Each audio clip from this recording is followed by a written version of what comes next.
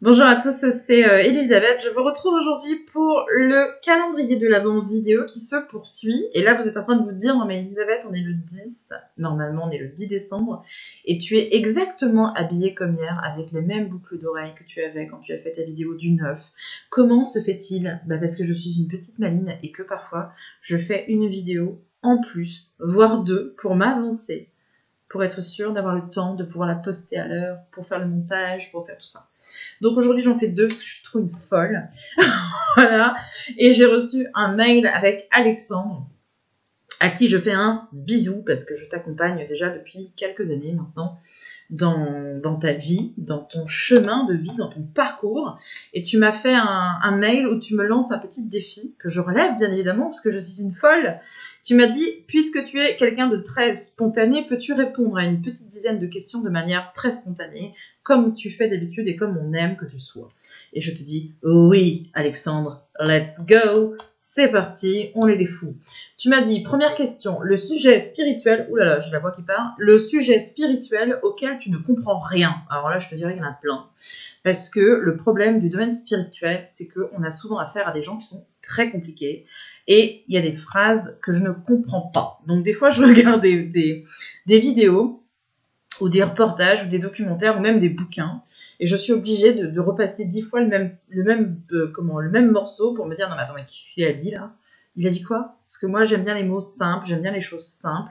Alors ouais, je suis vite larguée, je te dirais, parce qu'il y a des gens... En fait, le truc aussi, tu vois, parce que tu m'en parles, c'est que je trouve que le domaine spirituel, finalement, ça peut être assez simple. Mais les gens, ils en font des tonnes, tu vois. Genre, c'est un truc hyper compliqué.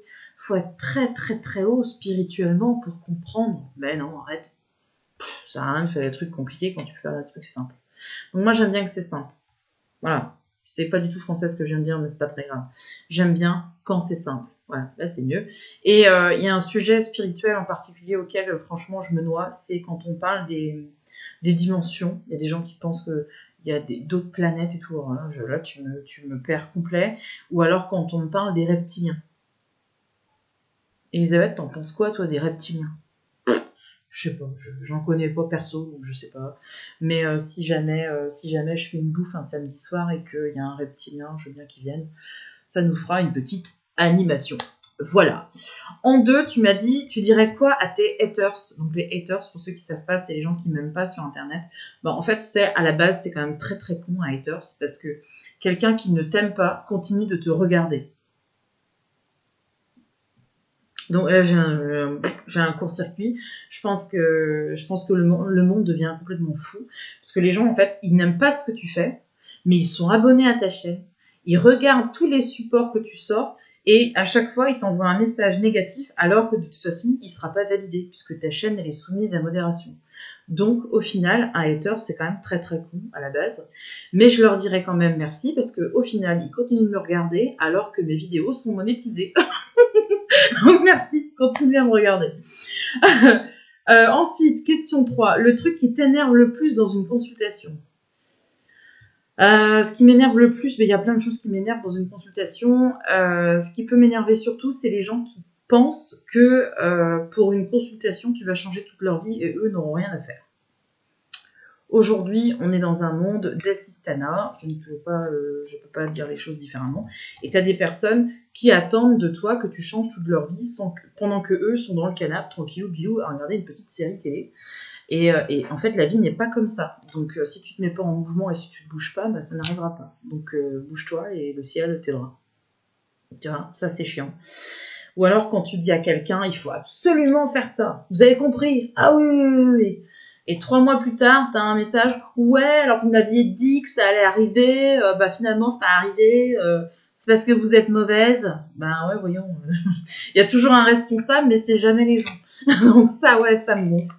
Et c'est pour ça que je mets autant de précautions maintenant dans mes consultations où j'explique aux gens que bougez-vous, bougez-vous, bougez-vous.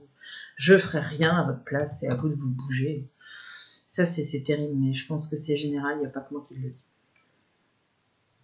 Question 4. Tu réponds quoi aux clichés sur les voyants? En général, je fais exprès d'en rajouter des masses. C'est mon petit côté provocatrice. Ouais. J'ai reçu un jour un journaliste à la maison qui venait faire un article sur moi que je recevais.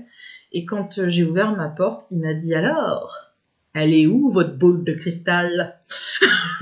J'ai répondu « Elle est à l'arrière avec les poulets que j'ai à sacrifier aujourd'hui. » Et après, j'ai essayé de lui faire croire que je lisais pas dans... Je sais pas, il y a une vidéo qui circule sur Internet, vous avez peut-être dû voir. Il y a une femme qui prétend lire dans les testicules. Alors du coup, j'ai surfé un peu sur le truc, tu vois, et je lui ai fait croire que j'avais complètement arrêté les boules en verre, ça marchait pas, et que du coup, je lisais dans d'autres boules, en fait. Et là, j'ai vu qu'il commençait à flipper un petit peu quand même. Donc voilà, je crois que je fais exprès de provoquer, et ça me fait rire, en fait, que les gens pensent encore voyant égale caravane sur le parking de Lidl avec, tu vois. Et ça, c'est les préjugés débiles. Mais je pense qu'on en a tous sur tout le monde. Moi, il y a aussi des professions sur lesquelles j'ai forcément des préjugés parce que je connais pas. Donc, je m'en amuse. C'est rigolo. Question 5. La consultation la plus dingue. Ah, la consultation la plus... Mais j'en ai plein, c'est difficile de répondre à ça. La consultation la plus dingue. Ah ouais, si, je pense quand même que c'est une femme que j'ai eue au téléphone qui habitait dans les pays de l'Est et qui était schizophrène et qui avait très envie d'égorger ses voisins. Donc là, j'ai commencé ma semaine avec ça. Je me suis dit, bon, ok, ça va être compliqué, ça va être coton. Donc ouais, j'ai mis 1h30 en fait à essayer de la raisonner, à lui faire admettre qu'elle avait besoin d'une petite thérapie et quelqu'un qui puisse l'aider, de venir en aide. Mais ouais, je crois que ça, c'était la consultation la pire que j'ai faite, c'était ça. Parce que il y avait une vraie tension. J'étais... En fait, des fois, t'as des gens où tu te dis, bon, attends, si ça se trouve, il te dit ça, mais c'est pour te faire marcher, tu vois. Mais elle, je sentais que potentiellement, elle y croyait, mais dur comme fer. Et alors là, j'étais pas fière du tout. Question 6. Tu m'as demandé ton rendez-vous le plus waouh. J'en ai eu... Ah oui, si, Attends. Rendez-vous le plus waouh, je crois que c'était... Bon, ici, on habite à Guingamp, tu sais, on a une équipe de foot, bon, qui n'est pas miraculeuse cette année, je te l'accorde, mais c'était l'année dernière, ou il y a 2 ans, je ne sais plus. J'ai eu un joueur de foot qui est venu me voir, un joueur professionnel qui est venu me voir pour du magnétisme. Et en fait, il est arrivé, il m'a expliqué pourquoi il venait. Moi, j'étais dans le contexte, machin, je prenais des notes et tout, enfin, hyper sérieuse et tout, bien, super. Et à un moment donné... Je lui dis, bon, bah, ok, donc je vais pour me lever, en fait. Je vais pour me lever, je prends mon pendule, parce que je travaille beaucoup avec le pendule. Je vais pour aller derrière lui pour lui faire une séance. Et là, il se lève, il baisse son pantalon, il enlève son sweat, il se retrouve quasiment en boxer. Et j'étais... Du coup, vous voulez pas de magnétisme? Je viens, et il me regarde, il me dit, bah... D'habitude, quand je vais voir la magnétiseuse, elle me dit toujours de me déshabiller. Je dis, ah non, non. Et moi, je t'explique, si tu te déshabilles, je pourrais rien faire. C'est-à-dire que là, j'en ai pris plein les yeux. J'ai jamais vu ça. J'aime pas le chocolat, mais là, pour le coup, peut-être goûter quand même. Donc, si vous voulez que je travaille, rhabillez-vous. Parce que sinon, je pourrais pas. C'est pas possible. C'est pas possible. Chez moi, tout le monde reste habillé. Hein. On se calme. La tension est palpable. Non, c'est pas possible. Le second rendez-vous, waouh, rien à voir avec les petits chocolats. Alors, c'était un peu bizarre. C'est-à-dire que j'avais rendez-vous avec quelqu'un, j'avais rendez-vous avec une femme pour une guidance.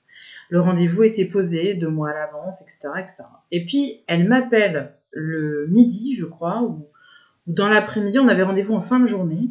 Elle m'appelle, elle me dit, écoute Elisabeth, je suis désolée, je vais être obligée d'annuler le rendez-vous que j'avais mis avec toi ce soir. J'ai envie de le donner à une amie à moi. Je dis ok, d'accord. Elle me dit ouais, parce que bon, bah là, c'est un peu compliqué pour elle. Elle a plein de questionnements. Il faudrait qu'elle prenne ce rendez-vous. Je pense que ça va l'aider. Ok, très bien. Et elle me dit, bah, je te donne son numéro 06. Nanana. Ok, très bien. 18h arrive, je prends le numéro, hop, je me dis, allez, c'est parti, on y va. Je l'appelle. Je tombe sur la personne. Allô? Je dis ouais, salut, c'est Elisabeth. Enfin, comme je fais à chaque fois, quoi. Je dis voilà, c'est machin qui m'a donné ton numéro, ok, t'es prête, c'est bon, on peut y aller. Et là, je lui dis bah tu peux me donner ton nom. Et là, elle me donne son nom et son prénom. Je note le nom, le prénom, ok. Elle m'épelle d'ailleurs elle m'épelle son prénom, son nom de famille, parce que je ne connaissais pas. Et hop, et puis je commence à faire mon tirage de cartes et là je vois, pour le coup, si vous connaissez un peu l'oracle de G, je vois la lumière, la célébrité, je vois plein de trucs comme ça, quelque chose avec la télévision, le cinéma, l'art en général, la danse. Et là, elle me dit non mais en vrai, enfin, vous savez qui je suis? Là je dis non, je dis non, je sais pas. Et il s'est avéré que cette personne était très connue. Mais vraiment très connue hein, pour le coup. Mais moi, je la connaissais pas. Je savais pas qui c'était. Donc, vous êtes au téléphone avec quelqu'un. Bah, si on me dit le nom, je connais pas du tout, moi, nom, prénom, je sais pas qui c'est. Et puis, quand elle me dit, bah, je suis machin, ah, je dis, ouais, d'accord, ok, super. Donc, c'est vraiment ça. Et en fait, j'enchaîne, mais genre, j'en ai rien à foutre. Mais c'est juste parce que je suis extrêmement gênée. C'est-à-dire qu'elle vient de me donner son nom, et moi, je la connais pas, parce que je suis pas du tout people, machin, tout ça, mais pas du tout. Et je la connaissais pas. Je finis le rendez-vous, je me dis, c'est dingue quand même, j'étais en rendez-vous avec machin. Et là, peut-être une semaine après, j'ai dit ça à ma nièce, qui, elle, est une fanade de people et tout ça. Et quand je lui ai dit, j'ai eu un rendez-vous avec cette personne-là, elle m'a dit, ouais, arrête tes conneries, n'importe quoi, c'est pas possible. Bah si, c'est possible, moi j'ai eu vraiment ce rendez-vous avec cette personne. Et c'est vrai qu'après coup, j'ai été voir sur Internet et tout, j'ai cherché partout, je me suis dit, oh la vache, j'ai son numéro. Et là, ça m'a fait bizarre. Et je me suis dit, waouh, ouais, là quand même, Elisabeth, t'as fait fort. 7e question. Elisabeth, c'est parti. Spirituel ou spiritueux? Oh, purée, ça c'est pas facile. Hein. Ça c'est compliqué. Rappelons bien sûr que l'abus d'alcool est dangereux pour la santé, que le vin, on a le droit un verre par jour, mais pas tous les jours, ça c'est fait. Spirituel, oui, je suis très spirituelle, ça y a pas de souci, mais je reste bien ancrée. Et spiritueux, bah, on se refait pas, qu'est-ce que tu veux? Je suis fan. D'ailleurs, la question suivante, parce que vraiment, t'as cherché à... La question suivante, c'est quel est ton vin préféré? Oh my God, je peux te faire une vidéo de 4 heures là-dessus. Je pense que je préfère le rouge. J'ai une préférence pour le vin de Bordeaux. Ouais. J'aime les vins qui sont forts et puissants en bouche. C'est vraiment plus ce que je dis. J'ai une vraie affection pour la région de Cahors. Donc, Cahors, ceux qui connaissent Cahors, le Malbec. Voilà. D'ailleurs, il y a un excellent Malbec qui s'appelle le Démon Noir. Je suis médium, démon noir, médium, démon noir.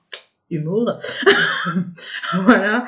Et autrement, j'aime bien quoi en vin? Le Madiran. J'adore ce vin-là, le Madiran. D'ailleurs, quand mon mari veut que je sois de bonne humeur, en général, il m'emmène une bouteille. Et ça met dans l'ambiance. En général, je suis plutôt docile.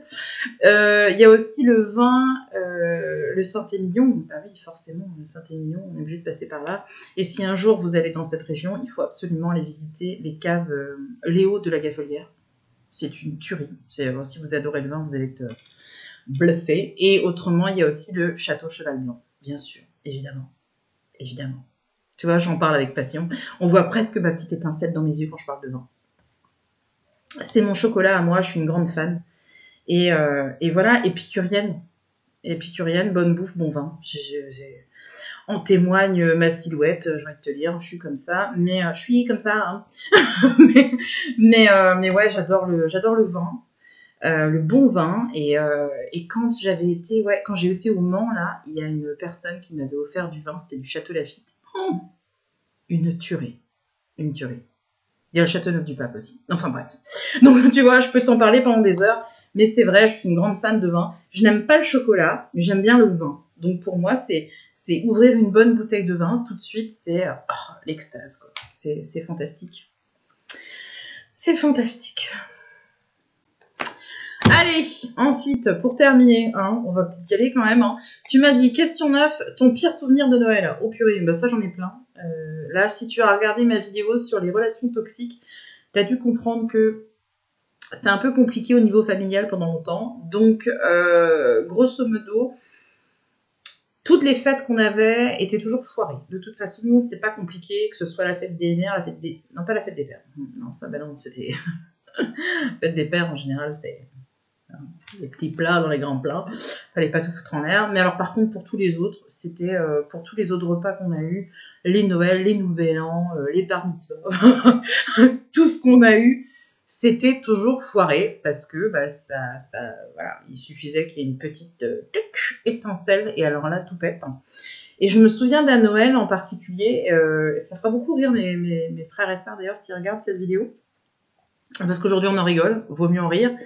Mais je crois que je devais avoir 14 ou 15 ans. Et à l'époque, je ne buvais pas de vin. Donc, du coup, j'avais pas pu savourer la soirée comme il se doit.